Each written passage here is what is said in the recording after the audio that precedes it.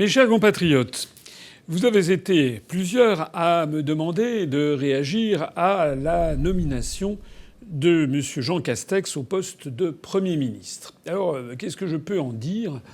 À vrai dire, pas grand-chose. Pas grand-chose parce que je suis un peu comme tous les Français, c'est-à-dire que j'ai vu cette affaire-là et j'ai découvert quelqu'un qui donne un peu l'impression d'être un haut fonctionnaire sans beaucoup d'imagination, le doigt sur la couture du pantalon, en train d'obéir au président de la République, et puis c'est tout. Il a assez mal commencé d'ailleurs son affaire, d'abord parce que le moins qu'on puisse dire, c'est qu'il a du mal à capter l'attention de ses auditeurs. J'ai vu sur Internet 2 réactions qui, j'avoue, m'ont fait rigoler.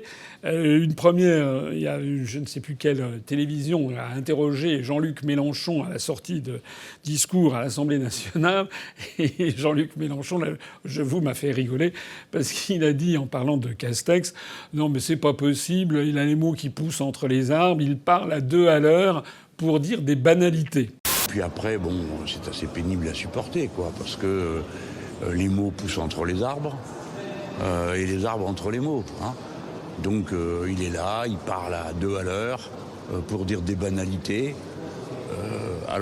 Bon, soit on le prend mal et on dit mais il se moque de nous, soit on se dit c'est le maximum dont il est capable.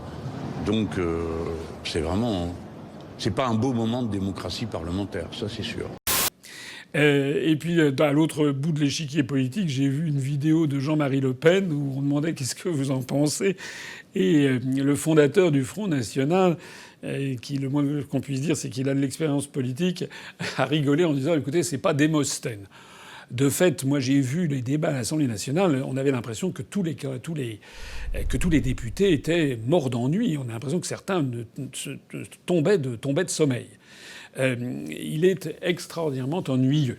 Alors de ce point de vue-là, il va très bien avec il est parfaitement européiste, puisque ça fait 13 ans que j'explique que la construction européenne est une dictature qui s'impose de façon tout à fait originale dans l'histoire de l'humanité par à la fois la complexité et l'ennui. Et ben là, on est servi, puisque non seulement l'Union européenne est extraordinairement ennuyeuse, mais en plus de ça, M. Castex est très ennuyeux. Au-delà de cela, d'ailleurs, qu'est-ce qu'on assiste ? On assiste à quoi ? On assiste au fait que M. Castex a remis sur le tapis l'affaire des retraites.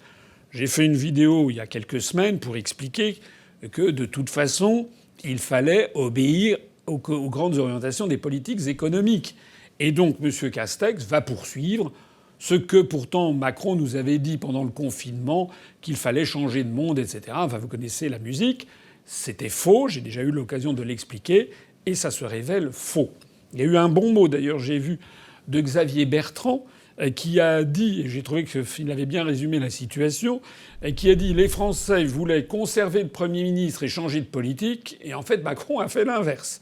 C'est-à-dire qu'il a changé de Premier ministre, il a conservé la politique. En réalité, M. Xavier Bertrand ne dit pas toute la vérité. La réalité, c'est que quel que soit le Premier ministre, il y aurait eu la même politique, puisque, et M. Bertrand le sait parfaitement, même s'il ne le dit pas aux Français, c'est une politique unique, celle qui est imposée par Bruxelles. Je terminerai d'ailleurs là-dessus. Le problème qu'il y a, c'est que M. Castex apparaît en fait comme quelqu'un sans aucune épaisseur politique et quelqu'un qui n'a en fait aucun pouvoir. Ça me fait penser au regretté Charles Pasqua, dont j'avais été le collaborateur il y a bientôt une vingtaine d'années. Et au moment du passage au quinquennat, lorsque Jacques Chirac avait eu cette idée saugrenue de soumettre au référendum des Français le passage au quinquennat, qui a été malheureusement adopté par les Français, au motif que c'était plus moderne, qu'on pourrait voter plus souvent, je me rappelle très bien que Charles Pasqua me disait en réalité le Premier ministre ne sera plus que le directeur de cabinet du président de la République. C'est exactement ce qui est en train de se passer. Il y a un phénomène d'attrition, comme on dit, c'est-à-dire de réduction progressive du pouvoir en France, puisque tous les grands choix politiques, stratégiques, dans tous les domaines, économie, monétaire, industrielle, agricole, les services, la militaire, etc., tout a été transféré, ou presque tout a été transféré, vous le savez, par les traités européens, à la Commission européenne d'un côté, à la Banque centrale européenne de l'autre, et pour le reste, à l'OTAN, pour ce qui concerne la diplomatie militaire notamment et la géopolitique. De telle sorte que la conception de l'équilibre des pouvoirs qui avait été conçue par Charles de Gaulle en 1958 s'en trouve complètement bouleversée et dénaturée. Dans l'esprit de Charles de Gaulle, il y avait le président de la République qui était en charge de l'essentiel. Il était élu pour 7 ans, il avait la durée pour lui. Et il s'occupait essentiellement de la survie, du développement de la France, du rayonnement de la France. Donc il avait le domaine réservé qui était la politique étrangère, la politique de défense et les très grandes orientations géopolitiques. Mais en vertu de l'article 20 de notre Constitution qui pose que le gouvernement conduit la politique de la nation, c'était le Premier ministre qui, lui, n'avait pas un mandat de 7 ans, qui pouvait à tout moment d'ailleurs remettre sa démission, ou le président de la République pouvait le démissionner. Et puis de toute façon, il y avait un mandat de 5 ans pour les élections législatives, donc il y avait toujours des élections législatives qui arrivaient pendant le mandat du président de la République, ce qui permettait, c'était l'occasion de changer de Premier ministre.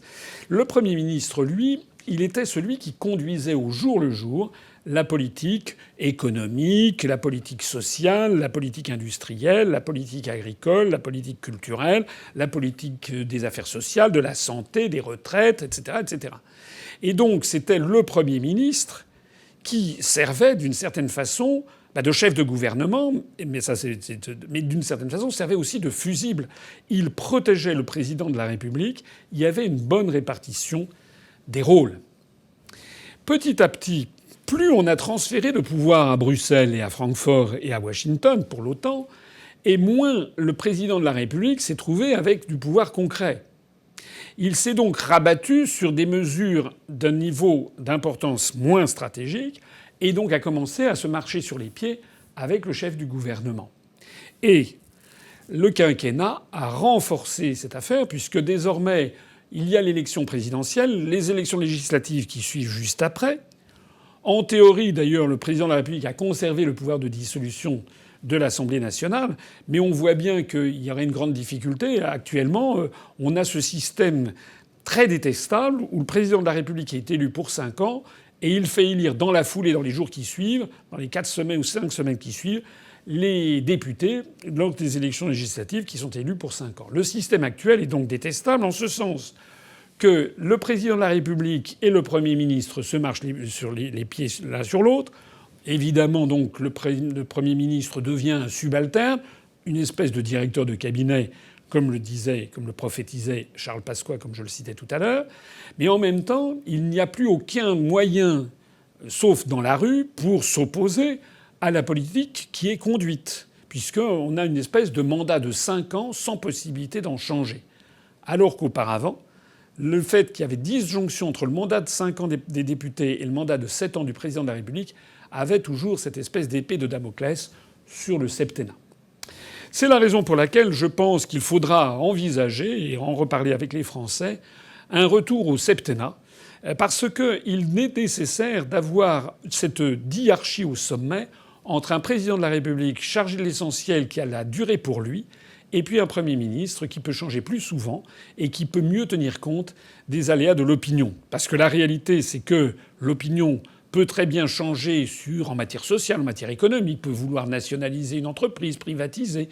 C'est le jeu de la droite et de la gauche. En revanche, les intérêts supérieurs de la nation France, ses intérêts géopolitiques, diplomatiques et militaires, eux, en réalité, changent très peu.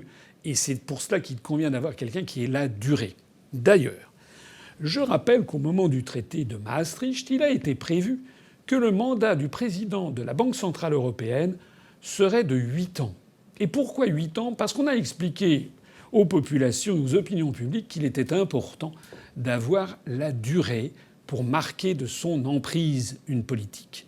Comment peut-on dire qu'il faut 8 ans au président de la BCE pour qu'il puisse mener une véritable politique indépendante et expliquer que le président de la République française n'a qu'un mandat de 5 ans alors qu'auparavant il était de 7 ? Notez bien d'ailleurs que les dirigeants de Goldman Sachs, de BlackRock, de Big Pharma, etc., Eux, ils n'ont pas des mandats ni de 5 ans ni de 7 ans. Parfois, ça peut durer des années et des années. Et d'ailleurs, pour s'en tenir au mandat politique, regardez les grands dirigeants de ce monde, qu'on les aime ou qu'on les aime pas, c'est autre chose, mais ceux qui marquent l'histoire de leur pays et qui, comment dirais-je, sont les témoins d'une espèce de redressement de leur pays ou d'une affirmation de leur pays, mais souvent ont des mandats très longs. Je pense à Vladimir Poutine. Je pense qui a pris le pouvoir au début des années 2000. Je pense à Madame Merkel, qui en est à plus de 15 ans de chancelier d'Allemagne. Je pense également au président chinois Xi Jinping. C'est une vérité, c'est une réalité que de constater que lorsque des dirigeants politiques tournent trop vite, maintenant d'ailleurs on a l'impression d'avoir des présidents à usage unique en France, au bout de 5 ans on les dégage pour les remplacer par un autre, eh bien en fait il n'y a plus la possibilité d'imprégner une véritable politique. Voilà ce que m'inspirait la nomination de Castex. Je pense que, sans mauvais jeu de mots, Castex est une erreur de casting. D'ailleurs, voilà, une semaine, une dizaine de jours après sa nomination, le truc a fait pchit. Il n'a absolument aucun charisme. Il est obligé de faire la politique des grandes orientations des politiques économiques. On a l'impression d'avoir le même gouvernement que le précédent, mais en moins bien. Bon. D'ailleurs, vous avez vu, bon, c'est un peu un détail, mais enfin, qui est assez révélateur.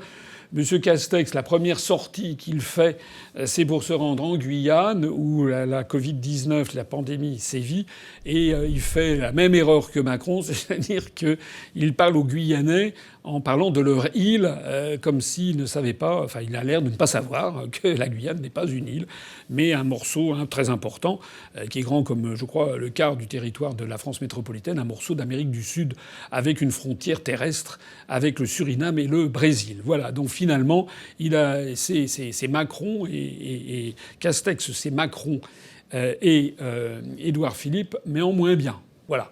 Donc tout ça n'est pas forcément très bon pour Emmanuel Macron, mais à la limite, c'est son problème. C'est hélas aussi le problème de la France. Vive la République et vive la France.